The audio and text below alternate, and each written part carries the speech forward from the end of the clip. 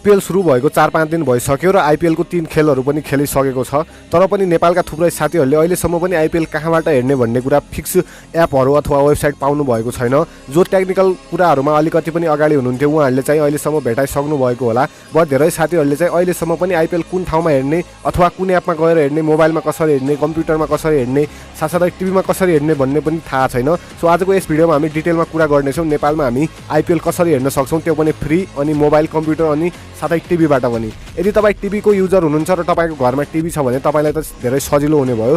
किनभनेपछि टिभीमा हाम्रो कान्तिपुर म्याक्स जुन रहेको छ नेपालकै टिभी, त्यो टिभीमा चाहिँ अहिले आइपिएल प्रसारण भइराखेको छ भनेपछि तपाईँलाई त धेरै केही गर्नै परेन। तपाईँ सिधै आइपिएल कान्तिपुर टिभी म्याक्समा गएर चाहिँ सिधै हेर्न सक्नुहुन्छ। अब कुरा रह्यो कम्प्युटर र मोबाइलको। अब मोबाइलको कुरा गर्नुपर्दा धेरै साथीहरूसँग मोबाइल नै होला र कम्प्युटर धेरै कम साथीहरूसँग होला। कम्प्युटर र मोबाइलको लगभग सबै कुराहरू सेम नै हुने भएकाले हामी मोबाइलबाट नै कसरी आइपिएल हेर्न सक्छौँ भन्ने कुरा हेर्नेछौँ। किनभने बढी साथीहरूसँग मोबाइल नै होला र तपाईँ भिडियो पनि अहिले मोबाइलबाट नै हेरिराख्नु भएको होला। सो कसरी हेर्न सक्छौँ त आइपिएल भन्ने कुरामा विस्तृत रूपमा चर्चा गर्नेछौँ। त्यसकारण भिडियोलाई चाहिँ अन्तिमसम्म हेरेर साथ दिनु होला।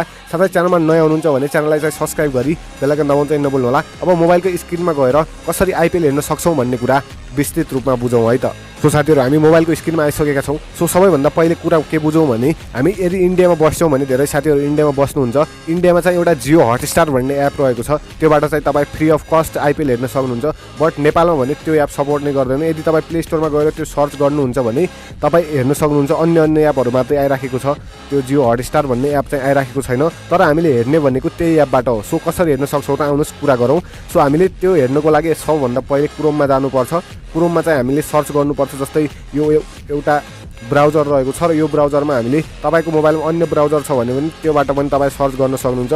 यहाँ चाहिँ तपाईँले जियो हटस्टार सर्च गर्न सक्नुहुन्छ। यहाँ तपाईँले यदि जियो हटस्टार सर्च गर्नुहुन्छ भने हेर्नुहोस् तपाईँले यहाँ भेटाइहाल्नु भयो। प्ले स्टोरबाट चाहिँ तपाईँ डाउनलोड गर्न सक्नुहुन्न, बट यहाँबाट चाहिँ तपाईँ इन्स्टल गर्न सक्नुहुन्छ। हेर्नुहोस् यहाँ इन्स्टल गर्नुहोस् भन्ने कुरा आइराखेको छ र यहाँबाट गएर चाहिँ तपाईँ यो एपलाई चाहिँ इन्स्टल गर्न सक्नुहुन्छ। जियो हटस्टार भन्ने कुरा हेर्नुभयो तपाईँले डाउनलोड भइराखेको छ।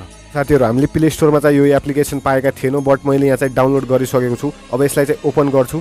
ओपन गर्दा पनि सायद नेपाली नेटमा चाहिँ यसले सपोर्ट गर्दैन। त्यसपछि चाहिँ कसरी प्रयोग गर्ने भन्ने कुरा पनि म बताउन गइराखेको छु। सो यहाँ हेर्न सक्नुहुन्छ तपाईँ, यो चाहिँ हाम्रो लोकेसनमा चाहिँ योले चालु हुँदैन, किनभनेपछि हाम्रो नेपाली सिममा चाहिँ यसले सपोर्ट गर्दैन। सो हेर्न सक्नुहुन्छ मेरो मोबाइल फोनमा यो एप्लिकेसन आइसकेको छ। सो यसलाई चाहिँ हामी कसरी नेपाली सिमबाट चलाउने भन्ने र यसमा आइडी कसरी बनाउने भन्ने कुरा तपाईँ बुझ्न चाहनुहुन्छ भने तपाईँलाई पनि थाहा होला। हाम्रो नेपालमा पहिला एकचोटि टिकटक ब्यान भएको थियो र पछि युट्युब पनि ब्यान भएको थियो। ती एप्लिकेसन चलाउनुको लागि तपाईँले भी नामबाट आउने कुनै न कुनै एप्लिकेसनको प्रयोग गर्नुभएको होला। सो म यहाँ खुलेर त्यो एपको चाहिँ कुरा गर्न सक्दैन। यदि तपाईँ त्यसमा पनि डिटेलमा भिडियो चाहनुहुन्छ भने म पक्कै पनि ल्याउनेछु। बट यो भिडियोमा 100 लाइक र 10 कमेन्ट गर्नु होला। म त्यो विषयमा पनि विस्तृत रूपमा भिडियो ल्याउनेछु। बट अहिले नै म त्यो एप्लिकेसनको नाम खुलाउन सक्दैन। तपाईँलाई पनि थाहा होला भी नामबाट आउने एप्लिकेसन, त्यो एप्लिकेसनको प्रयोग गरेर तपाईँ यो जियो हटस्टार चलाउन सक्नुहुन्छ र आइपिएलको मजा लिन सक्नुहुन्छ। भिडियो यहाँसम्म हेर्नुभएकोमा धन्यवाद र 100 लाइक गर्नु होला। म डिटेलमा भिडियो बनाउनेछु। धन्यवाद।